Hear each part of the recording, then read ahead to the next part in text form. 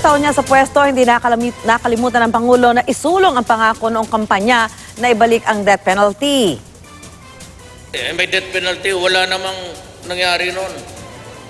Anak ka nang ibalik mo sa akin yan. Ako ang araw-arawin ko yan. 5, 6. Muli ang naungkat sa panawagan sa Pangulo ng Padre de Pamilya ng mga biktima ng Bulacan Massacre. Ang suspect naman na negatibo sa drugs, binaligtad ang ilang pahayag kahapon. Saksi live si Dano Tingkungko. Dano? Susan, duda raw si Dexter Carlos Sr. sa pagkambyo ng suspect na si Carmelino Ibanez na hindi niya nirape ang kanyang asawa at biyanan. Hindi rin daw siya naniniwala sa resulta ng drug test. Habang nagluluksa si Dexter Carlos Sr. at mga kaanak at habang hinihintay ang DNA results sa physical evidence na nakuha sa crime scene, patuloy ang pagkuha ng impormasyon ng pulisya para mahanap ang iba pang kasabwat umano ng suspect na si Carmelino Miling Ibanez.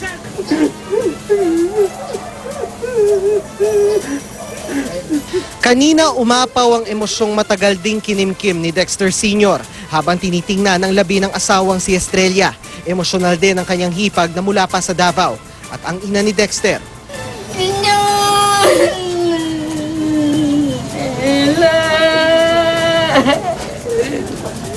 gusto ko nga kung ma-proven yung death penalty, sila yung unang masampulan sa death penalty.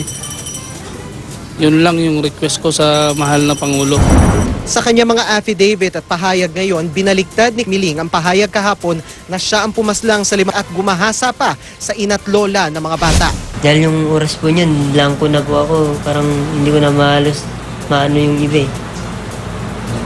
Ma-disguise sa ano, kung anong pangyayari yun.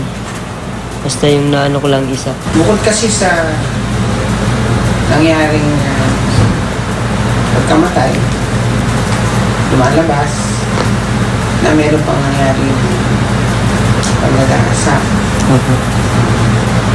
Sa iyong pagkakatanda, kung ano mo, meron pang nagalang. Wala. Ano ang ginamit ng pagpatay sa kanila? Kutsilyo po. Teka muna, inaamin mo ba talaga na kayo ang nakapatay doon? Eh, ikakapahanap mo to. Ay, hindi po. Hindi nila. Ha? Hindi nila. Saan nang galing ang kutsilyong ginamit at paslang sa kanila? Hindi ko na po yun maano eh.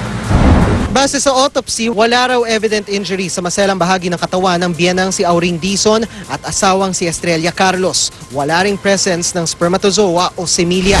Bago ang krimen, nakuhanan pa si Miling ng CCTV sa isang convenience store na tila nakikipagbiroan sa kahera. Sabi niya, umiinom sila ng gin at beer at nakadroga bago ang krimen.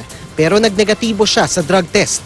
Most likely sir, mas mabilis ang metabolism ni Ibanez or yung quality and in-intake niya ay masyadong maliit or yung quality naman ng shabu ay hindi ganoong ka-concentrate. Nananatili siyang suspect lalo't may testigo na nakarinig sa mga sigaw sa bahay ng mga Carlos madaling araw nitong Martes. Maraming tinig ng mga bata naghihiyawan. Oh, tumatawag ng Papa, Papa, Papa. Ilang minuto matapos nito, may 3 siyang nakitang lumabas sa bahay. Yung isa nakahubad, yung isa naka-dark blue, tapos yung isa naka-t-shirt siya, tapos yung parang marumi na yung bata pa na may kutsilyo siyang hawak-hawak, tumutulo pa rito yung dugo. Dugo talaga, pati mukha niya may dugo. At isa raw sa kanila, si Ibanez. Siya po'y nakita ko na may hawak ng kutsilyo na nakahubad.